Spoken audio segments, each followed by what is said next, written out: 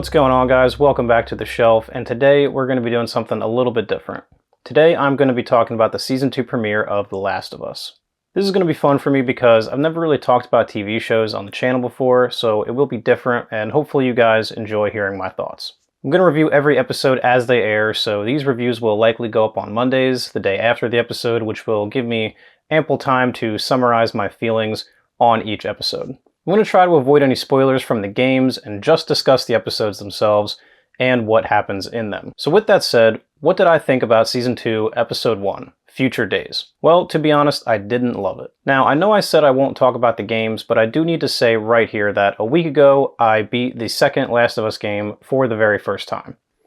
So obviously, that game is very fresh for me right now. It may wind up being a hindrance because I'm well positioned right now to compare and contrast damn near every single thing that the creators decide to change or not change. I will try my best to not be too critical of this. Of course, I know that they are going to change some things, but there's a possibility that they change things for the worse, in my opinion. And if that happens, then obviously as the season goes on, you can expect me to talk about it in these videos. So as for this episode specifically, the first thing that stood out to me is Caitlin Dever as Abby. I knew this ahead of time because the creators commented on it, but Caitlin is not as muscular as her video game counterpart. Abby in the games is very strong. She's yoked, to put it bluntly. I believe this is a pretty key aspect of her characterization. Abby is supposed to be very physically intimidating. She is a threatening force, and you feel that in the games. Hell, during her gameplay sections in Last of Us 2, you can literally throw hands with the infected, something you cannot do with Ellie or even Joel for that matter. So when I saw Caitlin Dever on screen as Abby in the opening of this episode, I was a little disappointed to see how scrawny she is. And by the way, I hope people don't think I'm weird for this.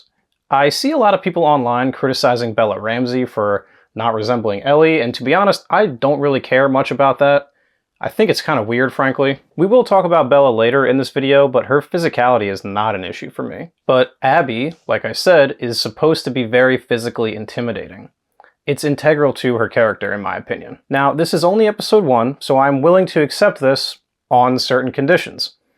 If Caitlin goes on to give a powerhouse performance as Abby, then I will probably be able to overlook this disparity between the game and the show. And many people watching the show, and even this video for that matter, probably haven't even played the game, so this will likely be a non-issue for them.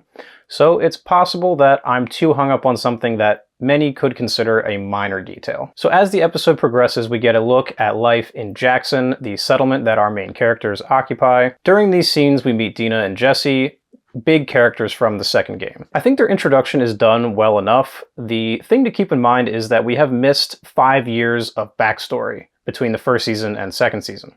So as far as the show is concerned, these guys have been around for a while, but to us, we're just meeting them.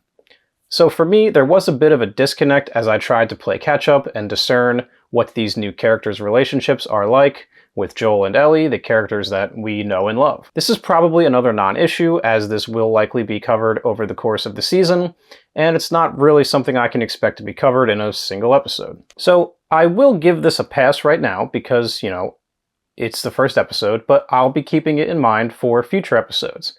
If they aren't able to further flesh out these characters via flashbacks similar to the games, I will be mildly disappointed. We also get a plot point involving Joel that is completely new to the show, the therapy sessions. Catherine O'Hara plays a new character, Gail, who is Joel's therapist. This scene was interesting because it alludes to an event that happened before the events of Season 2, wherein Joel had to kill Gail's husband, a man named Eugene. The assumption is that Eugene was infected and Joel had to kill him for the good of the community, and Gail is unable to forgive him for it, despite knowing why he had to do it. I assume this will be further explained in future episodes, but as a concept, I don't hate the idea of Joel going to therapy. It was a good, tense scene with some solid dialogue, where Joel gets to begin to address with himself the lie that he told Ellie at the end of Season 1. This lie is obviously the catalyst for a lot of the events that have transpired since Season 1, and the reason Joel and Ellie are so estranged now. My issue with this scene is that I fear the creators are going to drag this out longer than we need to. I can't comment on this in too much detail because it's related to the game. If you don't know what I'm referring to, proceed with caution in this video. I will try to be vague though. A lot of you probably already know what I'm referring to, but for the sake of those who don't, I will simply say that something happens early in the game that was very polarizing to fans of the first game. I enjoyed this plot point, but I am worried that the creators of the game are going to try to either drag this element of the game out or just avoid it entirely. I really hope they stick to their guns and double down on this. I assume that they will, but again, I know that they are aiming to make changes with the show, so it remains to be seen what exactly they will change. The other thing is that this season is only 7 episodes long. So again, not a lot of time, but they have nearly twice as much story to tell. The Last of Us 2 is a 25-hour game, where The Last of Us 1 is only like 15 hours. The Last of Us 2 is being split up into seasons 2 and 3 of this show. But still, the 7-episode season has me concerned, especially after waiting 2 years. Getting back to the episode though, we get a sequence ripped right from the game with the supermarket and Ellie and Dina working together to take down Infected. All very good stuff, culminating in a face-off with a stalker, an enemy from the second game, that is more intelligent and, as the name suggests, stalks its prey. We get some cool shots of the stalker prowling in the background, and overall it's a really well done sequence.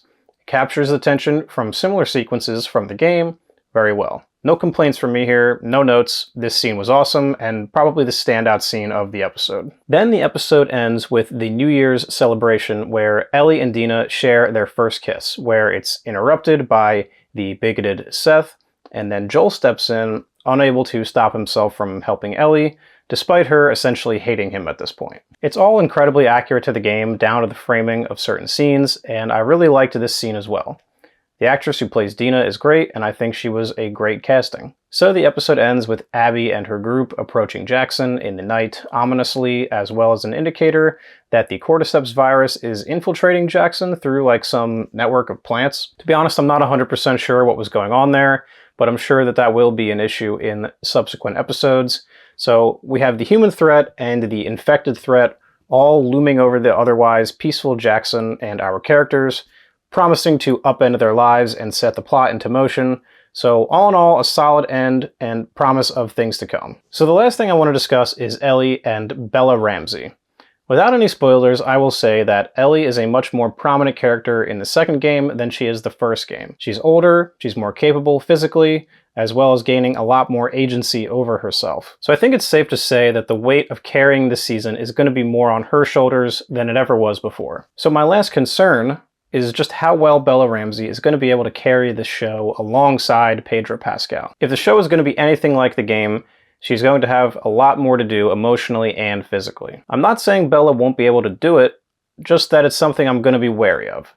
Pedro does such a great job of being the emotional anchor of Season 1, and I just hope that Bella can do the same for Season 2. Alright guys, so that's my review of Season 2, Episode 1, Future Days. I think a lot of my concerns stem from wanting them to be faithful to the game, and I'm just not sure yet how that's going to go. Overall, it was a good episode. I certainly didn't hate anything. Right now, I just have my guard up, that's all. So what did you guys think of the episode? Are you excited for what's to come? Let me know all your opinions and feedback in the comment section. Good or bad, I want to hear it. Like the video if you liked it, subscribe if you haven't. We talk about new movies, old movies, physical media, and horror in general. And with all that being said, please take care and watch more movies.